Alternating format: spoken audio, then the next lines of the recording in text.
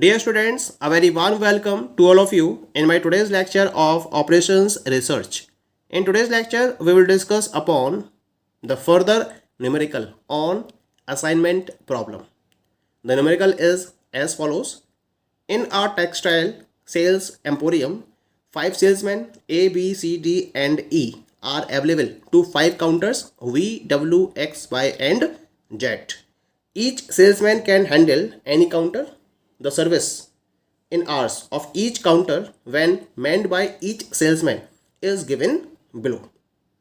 तो यहाँ पर आपको डिफरेंट काउंटर्स और डिफरेंट सेल्समैन के रेफरेंस में सर्विस टाइम प्रोवाइडेड है और इसके अकॉर्डिंग आपको एक प्रॉपर असाइनमेंट प्रॉब्लम प्रोवाइडेड है with the help of this matrix. क्या करना है आपको? Determine the optimum assignment schedule. तो इस दी हुई पर्टिकुलर असाइनमेंट प्रॉब्लम में आपको ऑप्टिमम असाइनमेंट शेड्यूल को डिटरमाइन करना है. क्लियर? ये जो मैट्रिक्स आपको दे रखी है that is of 5 into 5, 5x5 की मैट्रिक्स है. ओके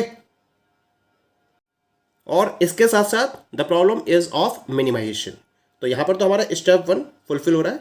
तो इसके बाद हम मूव करेंगे स्टेप नंबर 2 के ए पार्ट की तरफ. और स्टेप नंबर 2 का ए पार्ट क्या कहता है? यहाँ आपको हर पर्टिकुलर रो के रेफरेंस में मिनिमम एलिमेंट को फाइंड आउट करना है और उसमें से बाकी सारे एलिमेंट्स को सब्ट्रैक्ट करना है. तो यहाँ पहले हम फर्स्ट रो की बात करते हैं, वी रो की. इसमें आपका मिनिमम एलिमेंट है 115. तो इस 115 को इस रो के बाकी एलिमेंट्स में से माइनस करके हमें रिड्यूस्ड कॉस्ट मैट्रिक्स को ऑब्टेन करना है. क्लियर? तो 160 माइनस 115, 115 5 20 45 हो जाएगा. 130 में से 115 माइनस होंगे तो 15 जाएगा. 115 से 115 0. 190 माइनस 115, 15 5 20 तो ये जाएगा 75. 200 माइनस 115 दैट विल बी 95, 85. 15 5 20 और 80 100 85 हो गया. अब सेकेंड रो में आपके पास मिनिमम है दैट इज 120. तो 120 को माइनस करिए. 135 minus 120 that is 15. 120 minus 120 0. 130 minus 120 10. 160 minus 120 that is 40. 175 minus 120 that is 55. ठीक है. थर्ड रो में मिनिमम आपके पास 110, दिस इज द मिनिमम. तो 110 को माइनस करिए बाकी एलिमेंट्स में से. 140 minus 110 30. 110 minus 110 0. 125 minus 110 that is 15. 170 minus 110 that is 60. 185 minus 110 that is 75. ठीक है. Now come to the fourth row. Fourth row में मिनिमम आपके पास 50. 50 minus 50 0. 50 minus 50 0. 80 minus 50 30. 80 minus 50 30. 110 minus 50 that is equal to 60. ठीक है. ऐसे हम बात करते हैं लास्ट रो की. लास्ट रो में आपके पास मिनिमम एलिमेंट है that is equal to 35. 35 minus कर दीजिए बाकी एलिमेंट्स में से. 55 minus 35 that is 20. 35 minus 35 0. 80 minus 35 तो जाएगा 45. इसके बाद फिर 80 माइनस 35 तो रेंज में 45 हो जाएगा. और 105 में से 35 माइनस करेंगे तो ये जाएगा आपका 10 में से 3 गया 7 यानी कि 70. ठीक है. तो ये तो मेरा रो के रेफरेंस में ऑपरेशन कंप्लीट हो गया. अब मैं सेम ऑपरेशन को कॉलम के रेफरेंस में ही परफॉर्म करूंगा. यानी कि हर पर्टिकुलर कॉलम के रेफरेंस में मिनिमम एलिमेंट को उस पर्टिकुलर कॉलम के सारी एलिमेंट्स में से मुझे सब्ट्रैक्ट करते हुए रिड्यूस्ड कॉस्ट मैट्रिक्स को ऑब्टेन करना है. ठीक है. तो ये मैंने ऑलरेडी टेबल ड्रॉ कर रखी है. केवल मुझे माइनस करके वैल्यूज़ को ऑब्टेन करना है. तो इस पर्टिकुलर कॉलम में 0 मिनिमम है तो ये तो एज इट इज़ नोट हो जाएगी. इसमें भी 0 मिनिमम है, ये भी एज इट इज़ नोट हो जाएगी. तो पहले नोट कर लेते हैं उसको हम. 45 15 30 0 20. सेकेंड कॉलम को भी ऐसे नोट कर लेते हैं. 15 0 0 0 0. That is clear. अब हम बात करते हैं about the third column. Third column में भी आपके पास मिनिमम 0 है तो ये भी यही नोट हो जाएगा, कोई दिक्कत ही नहीं है. 0 10 15 30 एंड देन 45.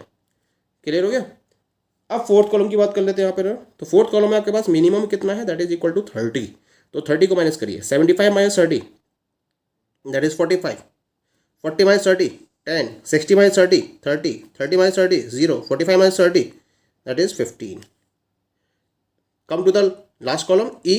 ई कॉलम में मिनिमम है आपके पास दैट इज 55. तो इस 55 को बाकी में से एलिमेंट्स में माइनस करिए. 8 में 5 गए 3 तो ये 30 हो जाएगा. 50 minus 55 0. 75 minus 55 that is 20. 60 minus 55 that is 5. 70 minus 55 बस मेरे पास 60 होता 70 यानी कि 50. तो इस तरह से मुझे ये एक रिड्यूस्ड कॉस्ट मैट्रिक्स ऑब्टेन हो चुकी है। अब क्या करना है, अब मुझे असाइनमेंट को फॉलो करना है। यहाँ मैंने रिड्यूस्ड कॉस्ट मैट्रिक्स को ऑब्टेन कर लिया है, ठीक है। अब मैं इस पर्टिकुलर मैट्रिक्स में प्रॉपर असाइनमेंट को फॉलो करूँगा, ठीक है। और असाइनमेंट के रिगार्डिंग पहले हम चेक करेंगे फर्स्ट रो को, फिर सेकेंड रो को, और उसके बाद हम सारी रोज के बाद कॉलम्स को चेक करेंगे, और जहाँ सिंगल जीरोज होंगे उसको हम असाइन करेंगे, ठीक है। तो पहले बात करते हैं फर्स्ट रो की। तो इस फर्स्ट रो में यहाँ ये सिंगल जीरो है, this means it will B assigned, इसको असाइन कर दिया जाएगा। इसको असाइन करोगे तो उसके करस्पॉन्डिंग कॉलम में कोई जीरो है नहीं है। Move to the next row में, यहाँ 2 जीरोज है, असाइनमेंट नहीं हो सकता। यहाँ आपके पास सिंगल जीरो है इस रो में, इसको असाइन कर दीजिए। इसको असाइन करेंगे तो इसके करस्पॉन्डिंग जो कॉलम्स हैं इनमें जितने भी जीरोज हैं इनको मैंने क्रॉस ऑफ कर दिया, ठीक है। Now come to the next row. यहाँ पर आपके पास 3 जीरोज हैं, यहाँ आपके पास जीरो कैंसिल हो चुका है, क्लियर। अब बात करते हैं कॉलम्स की। तो इस पर्टिकुलर कॉलम में सिंगल जीरो है तो इसको हम असाइन कर देंगे, इट विल बी असाइंड। इसके करस्पॉन्डिंग रो में ये जीरो है, इसको हम क्रॉस ऑफ कर देंगे। यहाँ असाइनमेंट हो चुका है, यहाँ भी असाइनमेंट हो चुका है, इसमें असाइनमेंट नहीं हो सकता, और यहाँ भी आपके पास सिंगल जीरो है तो हम इस पर्टिकुलर रो को असाइन कर देंगे, और इसके करस्पॉन्डिंग रो में कॉलम में कोई भी जीरो नहीं है तो इसको हम क्रॉस ऑफ नहीं कर सकते, क्लियर। अब यहाँ देखते हैं असाइनमेंट कितने हुए हैं। We have obtained 1 2 3 4 assignments. एक असाइनमेंट नहीं हुआ है तो इसके रिगार्डिंग हम रिवाइज्ड अपॉर्चुनिटी कॉस्ट मैट्रिक्स को ऑब्टेन करेंगे, और उसके लिए हम फर्दर स्टेप्स को फोकस करेंगे। और इसके आगे के स्टेप्स क्या है, तो इसमें सबसे पहले देखना है कि जिस पर्टिकुलर रो में हमारा असाइनमेंट नहीं हुआ है उसे हमें टिक करना है। तो इस रो में असाइनमेंट नहीं है तो इसको मैंने टिक कर दिया। अब इसके करस्पॉन्डिंग चेक करिए कि इस रो में कोई जीरो तो नहीं है, और ये जीरो जिस कॉलम के करस्पॉन्डिंग है उस कॉलम को टिक कर दीजिए। ये जीरो है, ये बी कॉलम के करस्पॉन्डिंग है, तो इसी वजह से मैं बी कॉलम को टिक कर दूंगा। अब मुझे चेक करना है जिस कॉलम में टिक किया गया है उसमें कोई असाइन जीरो तो नहीं है। अगर इसके करस्पॉन्डिंग कोई असाइन जीरो है तो इस असाइन जीरो के करस्पॉन्डिंग जो रो है उसको टिक करेंगे। तो ये जीरो असाइंड है, ये एक्स रो इसके करस्पॉन्डिंग है, इसको हम टिक कर देंगे, ठीक है। अगला रूल क्या है इसके बाद, जो रो टिक की गई हैं उनको तो हमें कुछ नहीं करना है, बल्कि जिन रो को टिक नहीं किया गया है उन्हें हमें एक लाइन से कवर करना है। तो यहाँ जो रो टिक नहीं की गई है उनको मैंने एक लाइन से कवर कर दिया। ये कवर हो गई, ये रो कवर हो गई, ठीक है, और ये रो कवर हो गई। और जिन कॉलम को टिक किया गया है उसको मुझे एक लाइन से कवर करना है, तो ये टिक हो गया। यहाँ तक क्लियर हो गया, ठीक है। अब आगे स्टेप को फोकस करिए। आगे स्टेप पे क्या करना है, अब आपके सारे जीरोस कवर्ड हो चुके हैं। यहाँ पर देख लीजिए, अनकवर्ड एलिमेंट्स में से कोई भी जीरो एलिमेंट नहीं होगा, नहीं है, इसका मतलब we are on the right path. अब देखना मुझे जो अनकवर्ड एलिमेंट हैं उनमें मिनिमम एलिमेंट कौन सा है। तो देखिए 30 15 30 20 20 45 15 15 ये अनकवर्ड एलिमेंट्स हैं। इनमें से जो मिनिमम एलिमेंट है वो है 15। तो क्या करना है यहाँ पर, स्टेप 5 के अकॉर्डिंग जो अनकवर्ड एलिमेंट हैं उनमें से जो मिनिमम एलिमेंट है हमारे अकॉर्डिंग ये है 15 इस कैलकुलेशन में।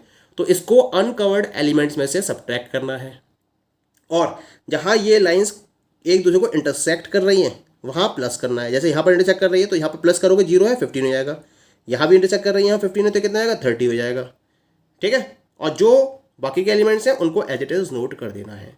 तो हमारे पास एक revised opportunity cost matrix obtain होगी, वो कुछ इस तरीके से होगी। This will be the format. तो ये 45 तो एज इट इज रहेगा, ठीक है, 15 हो जाएगा 30, जीरो एज इट इज रहेगा, 45 एज इट इज रहेगा, 30 एज इट इज रहेगा। ऐसे देखिए जीरो भी ऐड हो जाएगा इसमें 15, क्योंकि यहाँ पर भी दोनों लाइन इंटरसेक्ट कर रही हैं। ये 15 हो जाएगा, ये जीरो एज इट इज रहेगा, यहाँ भी 15 हो जाएगा क्योंकि यहाँ पर इंटरसेक्ट कर रही हैं, और ये जीरो एज इट इज रहेगा। ऐसे ही ये जीरो है, ये एज इट इज रहेगा, 30 0 और 5 यहाँ कोई चेंज नहीं होगा। अब हमारे पास सारे एक और रह गया हमारे पास, ये भी तो 15 होगा, यहाँ भी कोई चेंज नहीं होगा, यहाँ भी नहीं होगा, यहाँ भी नहीं होगा, और यहाँ भी नहीं होगा, ठीक है। अब हमारे पास केवल अनकवर्ड एलिमेंट्स बचे हैं। इनमें से 15 को माइनस करके इनको हम नोट कर लेते हैं। 30 माइनस 15, तो 30 minus 15 that will be equal to 15। 15 minus 15 0, 30 minus 15 15, 20 minus 15 5, 20 minus 15 5, 45 minus 15 that is 30, 15 minus 15 0, 15 minus 15 0। तो हमारे पास एक रिवाइज्ड अपॉर्चुनिटी कॉस्ट मैट्रिक्स यहाँ ऑब्टेन हो गई है। Again we will move towards the assignment. अब हमें अगेन असाइनमेंट करने हैं, ठीक है। तो इसके लिए हम असाइनमेंट के उसी पर्टिकुलर रूल को फॉलो करेंगे। सबसे पहले हम रोज में असाइनमेंट करेंगे, जहाँ सिंगल जीरो होगा उसको असाइन करेंगे, और जब सब रोज कंप्लीट हो जाएंगी उसके बाद हम कॉलम्स की तरफ मूव करेंगे, और जिन कॉलम्स में सिंगल जीरो होगा उनको हम असाइन करेंगे, और जो एक बार असाइन हो जाएगा उसको हम दोबारा असाइन नहीं करेंगे, चाहे वो रो है या फिर कॉलम है। पहले इस रो को चेक करा मैंने, इस रो में सिंगल जीरो है तो इसको मैंने असाइन कर दिया। अब इसके करस्पॉन्डिंग कॉलम में अगर जीरो है तो इसको क्रॉस ऑफ कर दो, ठीक है। अब देखो नेक्स्ट रो में यहाँ सिंगल जीरो है तो इसको असाइन कर दिया, और इसके करस्पॉन्डिंग कॉलम में जीरो है, ये इसको क्रॉस ऑफ कर दिया। यहाँ दो जीरोज हैं, यहाँ भी आपके पास दो जीरोज हैं, यहाँ भी आपके पास तीन जीरोज हैं, असाइनमेंट नहीं हो सकता। Now come to the column. तो इस पर्टिकुलर कॉलम में सिंगल जीरो है, इसको मैंने असाइन कर दिया, और इसके करस्पॉन्डिंग रो में जीरो है, ये इसको क्रॉस ऑफ कर दिया। इस कॉलम में 1 2 टू जीरोज हैं, यह असाइनमेंट हो चुका है। यहाँ आपके पास दो जीरोज हैं, और यहाँ भी आपके पास दो जीरोज हैं, ठीक है। अब हम अगले स्टेप में जो क्रॉस ऑफ हो चुके हैं उनको कंसीडर नहीं करेंगे, ठीक है, और उसके बेसिस पर हम असाइनमेंट करेंगे। तो यहाँ आपके पास असाइनमेंट हो चुका है, यहाँ भी असाइनमेंट हो चुका है, यहाँ पर हम सिंगल जीरो कंसीडर करेंगे क्योंकि ये क्रॉस ऑफ है, तो अब इसको हम सिंगल जीरो कंसीडर करेंगे, तो इसको असाइन कर दिया जाएगा, और इसके करस्पॉन्डिंग कॉलम में ये जीरो क्रॉस ऑफ हो जाएगा। यहाँ असाइनमेंट हो चुका है। अब यहाँ पर देखो तीन जीरो थे, दो तो क्रॉस ऑफ हो चुके हैं, तो एक ही बचा यहाँ पर अब, तो इसी को कंसीडर करेंगे और इसको हम प्रॉपर्ली असाइन कर देंगे। तो यहाँ पर हमारे असाइनमेंट कंप्लीट हो गए हैं। टोटल कितने असाइनमेंट्स मिले यहाँ पर हमें अब? 1 2 3 4 5। नंबर ऑफ रोज कितनी है? 5। नंबर ऑफ कॉलम्स कितने हैं? 5। इसका मतलब ये कैसा सॉल्यूशन हो गया? This is the optimal solution.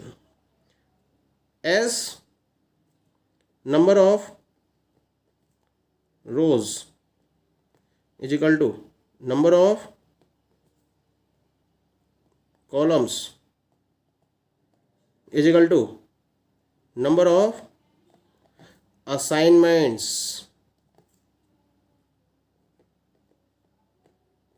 and this is equal to 5. So this will be